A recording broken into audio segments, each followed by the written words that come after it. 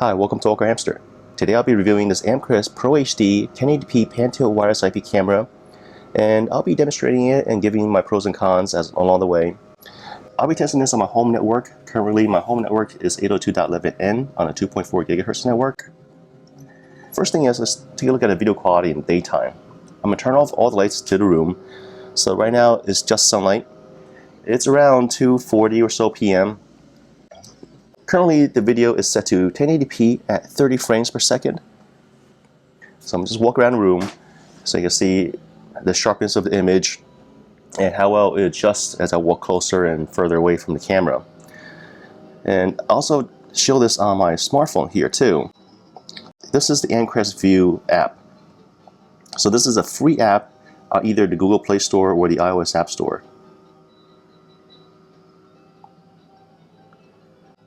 There's the view from the smartphone.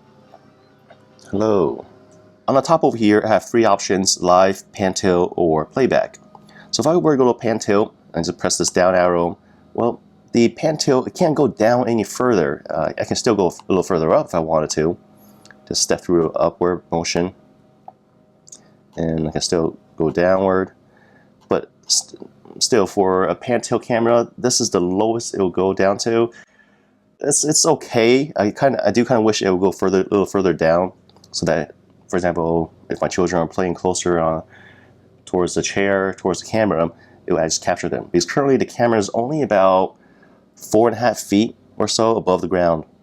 Now I have more light turned on in the room, and then let me just zoom in some more. Now first use their digital zoom in the web browser interface. So if I use a digital zoom on the web browser interface, it overrides everything. It zooms in, even if you're on a smartphone, it zooms in for everyone. If high. Now I'm going to zoom back out again. And for a smartphone, same thing, I'm just going to pinch zoom. I can always scale it. And for the smartphone, I'm essentially just blowing up the image. It has a good viewing angle, about 90 degrees, and you can always mount it on the wall, mount it on the ceiling, because it has a universal tripod thread adapter on the bottom of it. The power cord is at least 10 feet, so that's a huge pro. I love that it includes a longer power cord. Unfortunately, the connector is not a microUSB type connector, it's a stereo connector, but at least they give you a very long power cord, so that's one less thing to worry about. Alright, so now it's just past midnight. I'm going to turn off the light to this room, and it'll take about 5 seconds or so before the infrared LEDs kick in. Let's blow up the image first. Okay, so the LEDs kicked in. Right now, I can say that the image quality for night vision is not what I expect it to be. I expect it to be better. It has a nice spread across the room. It looks like there's probably at least 16 to 20 infrared LEDs, but just that image quality seems more like it was 640 by 480 type of resolution for night vision.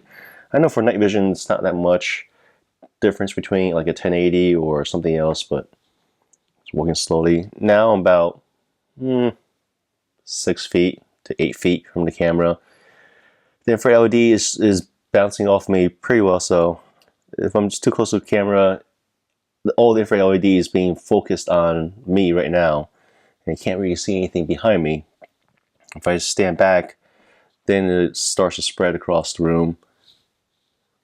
I'm just walking in a circle for a bit, so you can see if there's any motion. If you can see any motion blur, any ghosting.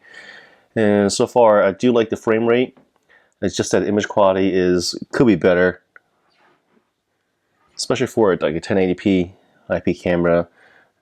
Right now, I'm about 20 feet or so, 25 feet or so from the camera. And on my smartphone here, I'm just going to zoom in. And if I zoom in, can't really see much facial feature. The smartphone app has a limited set of options and features available, but it does cover the most important things. To get the complete list, you need to access the camera using the web interface, which is what I have right now. The thing that definitely sets this camera apart from the competitors is the playback, because out of all the playback I've seen from other cameras, this one is very refined, considering that this is the first version of Amcrest IP camera that I've tested, and I think that's available right now, wireless IP camera. So for the playback feature, is very well thought out, and I think they executed it quite well. For example, I've recorded stuff in the past couple of days. Let's go to 18th, for example. I only have a 16 gig microSD card in here. And look at the bottom of the screen. Everywhere you see this marker is when they detect the motion. Currently I have it set to record when motion is detected. So I can jump to any one of these spots here and hit play. So it records audio and video. There's also a timestamp right there too. And on my smartphone here, let me just get back to the main menu.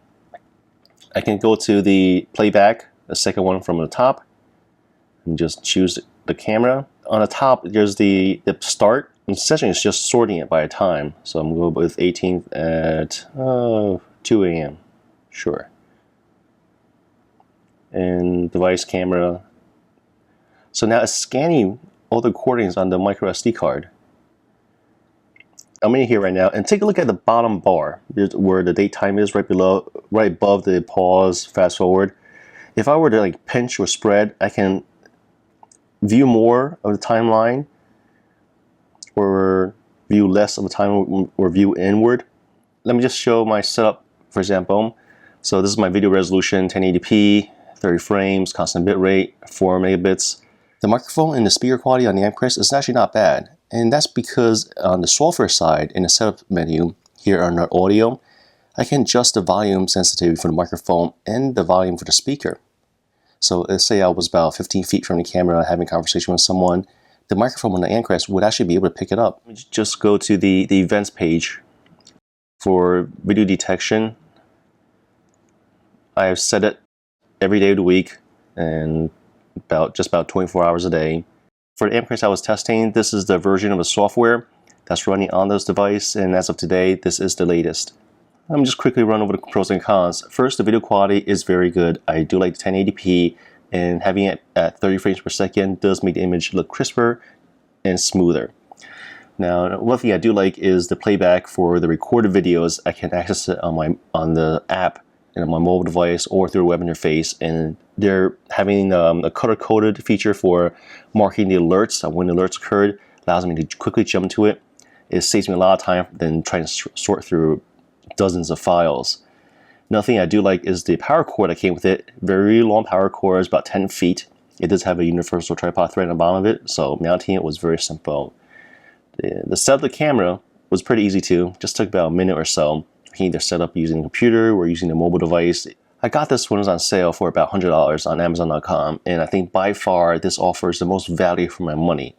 The most features, the most stable features, more refined features. There are some cons, but it's pretty minor. So for the camera, I can't turn it any more downward. Currently, this is the furthest down we'll go to, which is pretty much like almost level, just like probably like 10 degrees below horizon. For example, the app could be refined so that it always has my preferred camera automatically load. This is, like I said, this is the first Amcrest unit I've tested, so it doesn't work on my Synology, it does not work on my QNAP. Hopefully they'll release the API for it so that it can work with third-party products too. Currently, it only works with their product, but their product is pretty well defined. The app is very easy to use on a smartphone or tablet, and the web interface is pretty easy to use too. The image quality capture with the infrared night vision LED just isn't that good.